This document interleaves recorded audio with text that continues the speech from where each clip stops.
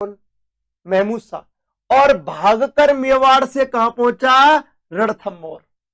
कहां पहुंचा? रणथंभौर। और रणथंभौर में हमीरदेव चौहान के पास क्या ली? शरण ली। तो दोस्तों होता क्या है कि रणथंभौर जाकर शरण ली इन्होंने। आगे होता क्या है कि रणथंभौर जाकर जैसे ही शरण ली और उल्लूक खां नुसरत खां की आंखें खुली, उन्होंने देखा महमूद शाह तो आधा धन लेकर भाग गया, दिमाग खराब हो गया दोनों का।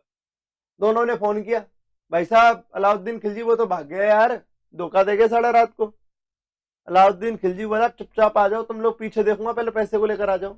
जैसे ही मेवाड़ से निकले, ऐसा कहते हैं कि वहां पर मंदिर को तोड़कर लाए थे, ये प्रतिमा के टुकड़े थे। इसमें क्या थे? प्रतिमा के टुकड़े थे। उन टुकड़ों को, यानी कि सेना धन लेकर जा रही है, शिव जी की प्रतिमा के टुकड़े हैं। अचानक से कानड़ देव ने हमला कर दिया किस पर? उल्लूक खां नुसरत खां की सेना पर, और रहा बचा धन भी लूट लिया। किसने? अलाउद्दीन यानी कि कानड़ देव ने, राजस्थान में। और वो प्रतिमा भी छुड़ा ली टूटी हुई। और कहते हैं कि प्रतिमा के प्रत्येक टुकड़े पर एक मंदिर बनवाया। किसने? कानड़ देव चौहान ने। अर्थात रहा बचा धन भी लूट लिया राजस्थान में। किससे? अलाउद्दीन खिलजी की सेना से। फिर फोन किया उल्लूक खां नुसरत खां ने, भाई साहब कुछ नहीं बचा, सेना की सेना चली गई, सेना भी मर गई, धोखेबाज भी भाग गया, और हम भी बर्बाद हो गए। अलाउद्दीन खिलजी बोला अच्छा आ जाओ। अलाउद्दीन खिलजी ने अब प्लानिंग करना चालू किया कि राजस्थान वालों को कैसे सेट किया जाए। जब लक्ष्मी राजावत जी, हेलो गुड मॉर्निंग। तो दोस्तों सेट करना चालू किया उसने, पहले दिमाग लगाया। सबसे पहले मेरे विरोधी को शरण किसने दी? रणथंभौर रियासत ने। पहला युद्ध भी, पहला आक्रमण भी मैं किस पर करूंगा? रणथंभौर पर। याद रखना पहला आक्रमण उसने कब किया रणथंभौर पर? 1301। मेरी सेना से कर किसने लिया? मेवाड़ रियासत ने। दूसरा आक्रमण मैं किस पर करूंगा? मेवाड़ रियासत पर। मेरी सेना को लूटा किसने अंत में? जालोर ने। मैं आक्रमण किस पर करूंगा? जालोर पर। लेकिन कहते हैं कि हमीरदेव और मेवाड़ से अब समर सिंह की मृत्यु हो जाएगी तो रतन सिंह, राणा रतन सिंह क्या बन जाएंगे? मेवाड़ के शासक बन जाएंगे। उनकी पत्नी होंगी महारानी पद्मिनी। तो समर सिंह तो मर जाएंगे, लेकिन रतन सिंह पर आक्रमण करेगा, इधर हमीरदेव पर करेगा। लेकिन दोस्तों जालोर पर प्रथम बार में सफलता नहीं मिलती है, क्योंकि जालोर का शासक कानड़ देव चौहान संधि कर लेता है किससे? अलाउद्दीन खिलजी से। 1308 में ये संधि तोड़ देता है। संधि तोड़ देता है तो अलाउद्दीन खिलजी कमालुद्दीन गुर्ग को भेजेगा, जो मैंने कल सिवाड़ा दुर्ग में पढ़ाया था कि सातल देव क्या करेगा? सातल देव साका करेगा। तो यहां पर कानड़ देव चौहान की मृत्यु होगी 1311 में। लगातार 3-4 आक्रमण करेगा अलाउद्दीन खिलजी किस पर? जालोर के कानड़ देव चौहान पर। यह कारण था आक्रमण करने का, यह सिस्टम था आक्रमण करने का दोस्तों, यह रीजन था आक्रमण करने का अलाउद्दीन खिलजी का राजस्थान पर। ऐसे कह देते हैं ऐसे आक्रमण कर दिया, वैसे कर दिया, नो, यह मुख्य कारण था। एक अन्य कारण यह भी कहा जाता है इसके बारे में, यह प्रमुख कारणों में से बताया जाता है कि कहते हैं कि अलाउद्दीन खिलजी की पत्नी चिमनाबाई और महमूद शाह का कुछ था। यह अन्य कारणों में माना जाता है, और यह प्रमुख कारण था जो मैंने आपको ड्रॉ किया। आप मेवाड़ पढ़ चुके हो, इसके बाद आप एक सिवाड़ा दुर्ग भी पढ़ चुके हो, रणथंभौर आप पढ़ रहे हो, मलिक काफूर इनका सेवक था अलाउद्दीन खिलजी का। पेड़ लगाओ भाई दोस्त। तो अपन अभी दोस्तों जालोर भी आएगा, यानी कि जालोर। दोस्तों सभी के सभी वीडियो को लाइक जरूर कर दें। देखो अगर आपको बढ़िया लग रही है क्लास तो आप लाइक कर दें, लाइक करना नहीं भूलें, लाइक जरूर करना, चाहे कुछ भी हो जाए। आगे दोस्तों आप एक बार स्क्रीनशॉट ले लीजिए, फिर अपन थोड़ा सा ड्रॉ और करते हैं, इसको थोड़ा सा और समझाते हैं। एक बार आप स्क्रीनशॉट ले लीजिए, मैं थोड़ा सा और समझाता हूं इसके कारणों को, ठीक है दोस्तों? इधर एक बार ध्यान देना, अलाउद्दीन खिलजी के रणथंभौर पर आक्रमण करने के निम्न कारण बताए जाते हैं। रणथंभौर पर आक्रमण करने के निम्न कारण।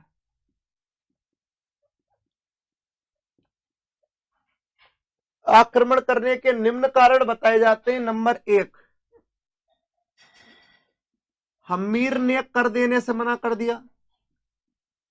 हम्मीर ने कर देने से मना कर दिया। कर देने से मना कर दिया।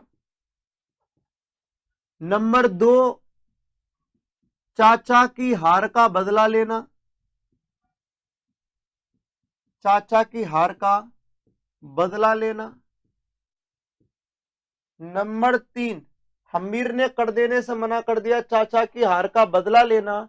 आगे अपन बात करें, मनु चौधरी जी बिल्कुल लाइब्रेरियन के लिए चल रही है क्लास, जीके तो सबके लिए इक्वल है। रवि फौजदार बैद्यनाथ प्रशस्ति के लेखक रूप भट्ट थे, ठीक है। इधर देखिए, चाचा की हार का बदला लेना। आगे भी अपन बात करें नेक्स्ट पॉइंट की, एके की साम्राज्यवादी नीति। एके की साम्राज्यवादी नीति। एके की कैसी नीति? साम्राज्यवादी नीति। आगे भी अपन बात करें नेक्स्ट पॉइंट की, एके की साम्राज्यवादी नीति के अलावा भी अपन ने और भी कुछ देखा। इसके अलावा अपन ने देखा अलाउद्दीन खिलजी, या फिर मैं कह दूं महमूद शाह का रणथंभौर में शरण लेना।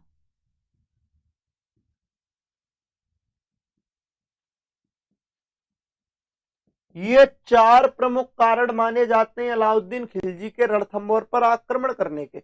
ध्यान रखना, अलाउद्दीन खिलजी के रणथंभौर पर आक्रमण करने के ये 4 प्रमुख कारण माने जाते हैं। एक तो अमीर ने कर देने से मना कर दिया, मैंने बताई दिया। चाचा के हार का बदला लेना, मेरी तो समझ में नहीं आया, जब चाचा से इतना प्यार था तो उसे सल्टाया ही क्यों था। एक की साम्राज्यवादी नीति, बिल्कुल साहब, अलाउद्दीन खिलजी बहुत बड़ा साम्राज्यवादी शासक था, निसंदेह साम्राज्यवादी शासक था। मैं कह सकता हूं एम्पायर एक्सटेंशन यानी कि साम्राज्य के विस्तार की नीति भी अपनाई किसने? अलाउद्दीन खिलजी ने। लेकिन सबसे बड़ी बात यह है, बिल्कुल बिल्कुल अमरीक गंगानगर,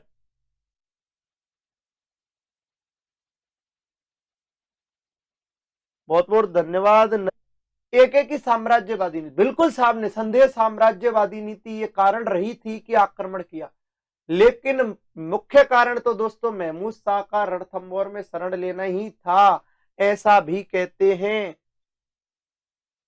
तो दोस्तों, अरे ये जसवंत जी महारानी पद्मिनी चित्तौड़ से संबंधित हैं और अपन रणथंभौर की बातें कर रहे हैं, ठीक है। वो अलग मैटर है, ये अलग मैटर है, इधर समझिए।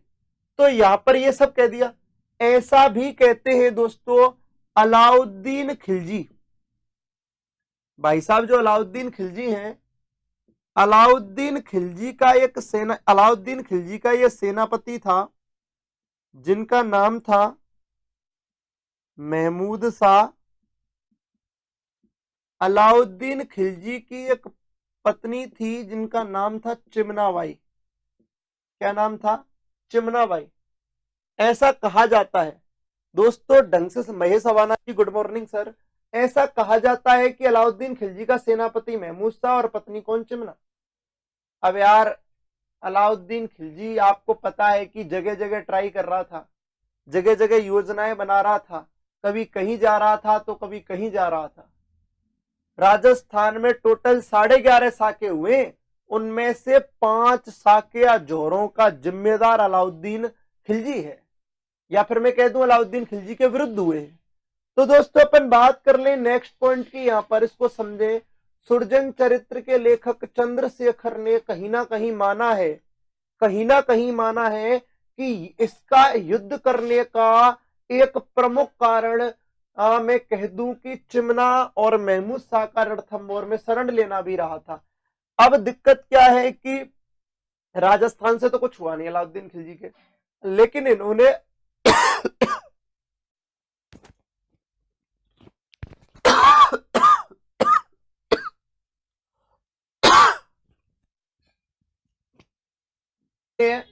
आक्रमण किया और वहां से चिमना को जीत कर लाए और चिमना से निकाह कर लिया, शादी कर ली। और दोस्तों सबसे बड़ी बात यह है कि चिमना से शादी कर ली और चिमना को एक नाम दिया केहब्रू। क्या नाम दिया दोस्तों? केहब्रू। चिमना को नाम दिया रे केहब्रू।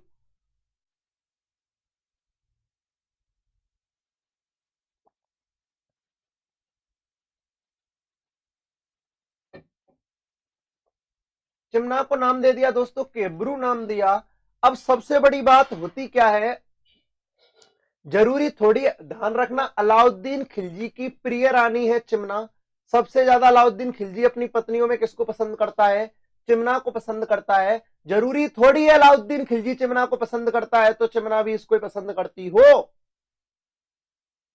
इसका एक यंग और एक बड़ा अच्छा सेनापति हुआ करता था जिनका नाम क्या था? महमूद शाह।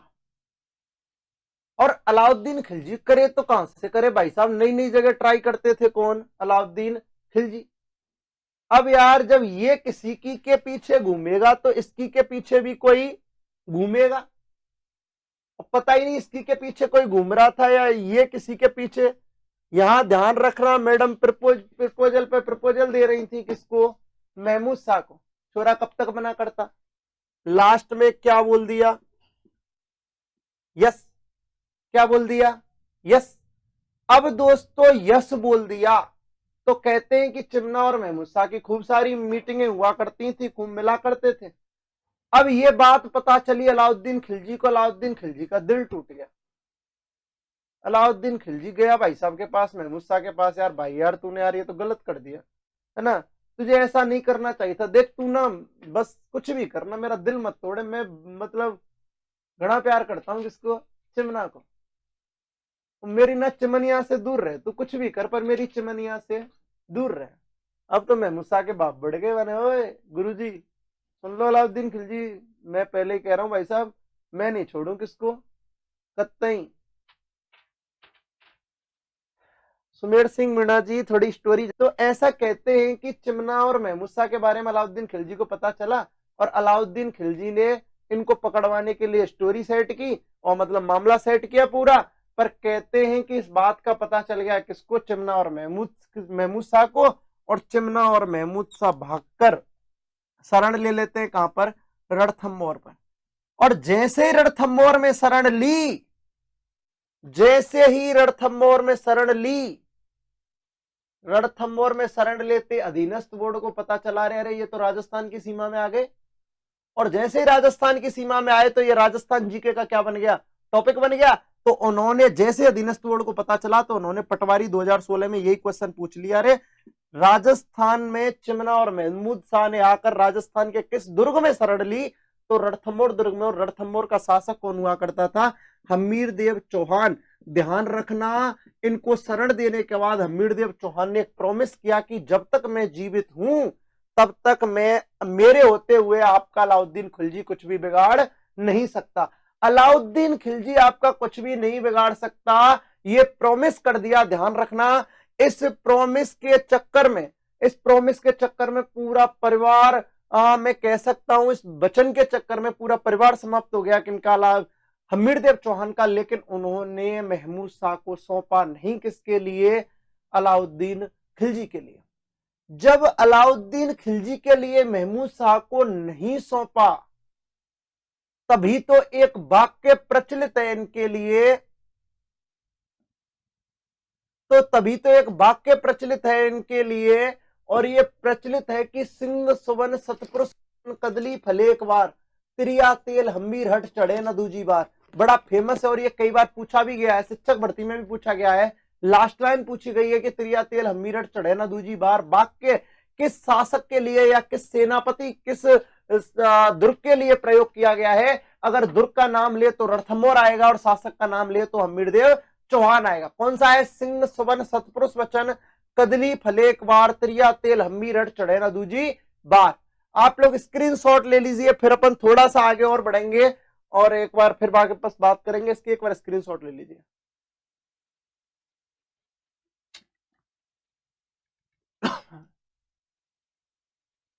स्क्रीनशॉट ले लिया होगा।